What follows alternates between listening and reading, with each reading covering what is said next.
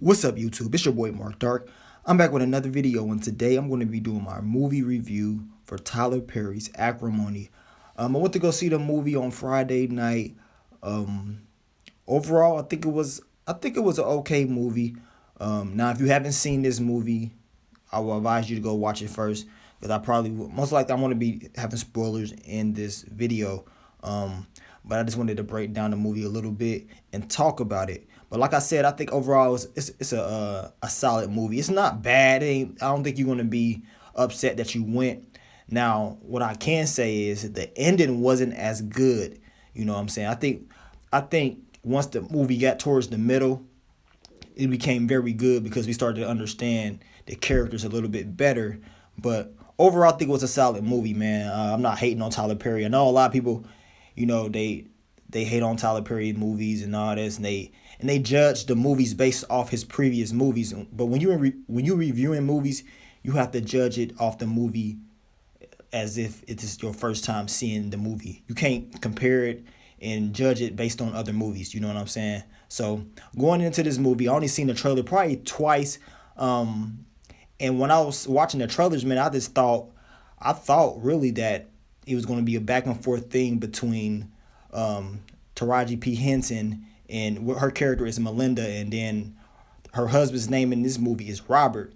I thought he was just going to be a dirty dude, dogging her out all the time. And when this movie starts, she meets him and everything in college and all that. Her mother dies. She gets $350,000 from life insurance, and she also gets her mother's house. Now he's in college as well, like I said, and he's going to college pretty much for like engineering, computer science type thing. He's trying to build this battery. This man dream is this battery. That's all he talks about. He wants to build this battery. He's obsessed with building it and not failing at all. He thinks it's going to get him to the next level. So the thing is, they meet up. I want to say they weren't even dating that long when this dude, she bought the dude a car. She bought Robert a car, brand new, because he was complaining about how he didn't have no transportation, and he was very smart at getting things from her.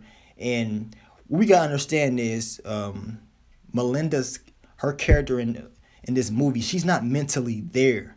She's not your normal person. So I know a lot of people, including myself, I was very upset with the character because I felt like she was just stupid. I didn't understand why she kept going back to this dude. She bought him a car, right? A brand new car. Then he stopped calling her. You know what I'm saying? It went 2 days and he just stopped calling her. She pops up at his RV. He got a little trailer or whatever. He's sleeping with another girl. You know what I'm saying? He's sleeping with this other girl. I forget her name, but he's sleeping with her. She takes her Jeep. She rams the trailer, knocks it over. While she did that, she injured herself. She was bleeding, messed her whole body all up. She had to get surgery, and she couldn't have kids at all anymore. You would think the normal person would leave him, and then that'd be it. Just wasted pretty much $26,000 on a car to a dude you don't really know like that. I know he took your virginity, but I just felt like her character was just like, I didn't get it at first. Like, then I had to understand she was mentally messed up. But she took him back, and she kept taking him back. You know what I'm saying? Now we only seen him cheat once, and this is before they even get married. Now they end up getting married. You know, her sisters were telling her she shouldn't mess with the dude at all. They telling her he's stupid. He's a low life. This dude, he graduates. He never finds a good job at all. Come to find out, he had a felony. He had a felony when he was a juvenile. It was supposed to get expunged, but they didn't. I guess it was still showed up, but he couldn't really get no job. So I'm talking about they wasted all the $350,000 she paid for his last 2 semesters in school. It was like $70,000. I mean, all the money wasted. He's still trying to build his battery over an 18 years period. You know what I'm saying? And the average person would probably been like, you know what? I'm gone. Dude, I'm not about to be taking care of you. He was making her feel bad like she wasn't doing nothing, and she had all the money. She was working 2 jobs. You know, he would get odd jobs. And it made it seem like he was really like a stupid, low-life dude. You know what I'm saying? But remember, she's mentally messed up. And we start to see it later on.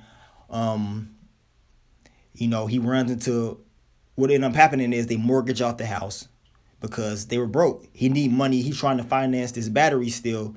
He pretty much makes her mortgage off the house. He uses the money for the battery. It keeps failing. They are not trying to take him in because he's a felon. Later on, they end up the house is about to get foreclosed, and he messes up. He ended up working for Melinda, her brothers-in-law, her sisters. He works for their company, and he pretty much screws them over to try to go get an interview for this battery because he meets the same girl that he was messing around with when he was teenagers. He sees her again. She works at the company that he's been trying to work at. You know what I'm saying? So she gets him the interview. They offer him $800,000. He doesn't take it. He goes back to the house, and they all in the house. And he said, "Yeah, I got an offer for $800,000. I didn't take it." They all look at him like, "You're a liar. Why didn't you take it?" And then also, the girl left her wallet in the truck. So automatically, she thought he was cheating again. And she was just pissed off, very pissed off. She said, "It's over. You a loser. I'm done with you. You a bum," pretty much. She divorces him. She thinks he's cheating. They never showed him cheating. And that's what makes you think. Because in reality, he didn't cheat. That's the thing. He never cheated on her when they was married. So she kicks him out. He's living in shelters and all types of shit. She had to move back with her sisters. And eventually, his battery hits. He gets a better offer. They offer him $75 million. He takes the offer. He goes back to her job, and they were divorced. He gives her $10 million, gives her the keys to the house. He paid it off, you know what I'm saying, and just thanks her and he thanks her and says he's sorry for what happened over the 18 years. Now the girl he was messing with that he cheated on with at the beginning, she's the one that helped him get the new offer. He ended up marrying her. Well, he was in the process of marrying her. He got her pregnant. He was living in the penthouse at the top of the building. She didn't know none of this. She thinks that he ain't messing with nobody else. So she meets up with him at the penthouse. Come to find out he with the other girl. But she got to understand she divorced him. You see what I'm saying? And he tells her, like, "You divorced me. I didn't divorce you. I never cheated on you." I mean, the movie it gets crazy, y'all. I don't want to, I can really get down to the crazy details of it. But overall, like I said, this movie is just crazy, man. It's very crazy. The girl's mental, man. She's mental. She keeps stalking him, following him. She's crazy. She's deranged in the head. Like I said, most people would have left this. They would have left this dude early on. But she stuck around. And pretty much, she has no one to blame but herself. Because she stuck around. She put herself through that. You know what I'm saying? So, long story short, she ended up, like I said, just go see the movie, man. But she ended up popping up on the boat, his boat, his ship, whatever. And it's a final showdown. Now, I'll leave that for you guys to see what happened. But I just think the ending could have been better. It's like they didn't know how to end the movie. They didn't know how to end this movie. But overall, I think the movie was an okay movie. I mean, it had a lot of females in there. They was clapping and all that. Because at the beginning, they thought the dude was the one that was stupid and crazy. I mean, yeah, he was struggling and he was obsessed with that battery. But in reality, it was her that was crazy for real. You know what I'm saying? And, that was the whole moral to the story. It was really her. She was really mentally messed up in the head. Her family even realized it later on, like, man, we need to get her some help. She wasn't there, man. But like I said, overall, it was a solid movie. I didn't feel like I wasted my money at all. A lot of people probably was upset because they said, "Oh, it's another Tyler Perry movie, picking away at the black woman or whatever." I think this movie was made for Taraji P. Henson. She pretty much was Cookie. She was her true character in this film. This movie was made for her. Like, honestly, this movie, it was made for her. She had some great quotes in this movie. I mean, it's crazy. And she talked about a lot of shit that black women go through and women go through in general. Just in general. She talked about a lot of shit. It was a lot of shit she was talking about. They had a lot of people clapping and shit.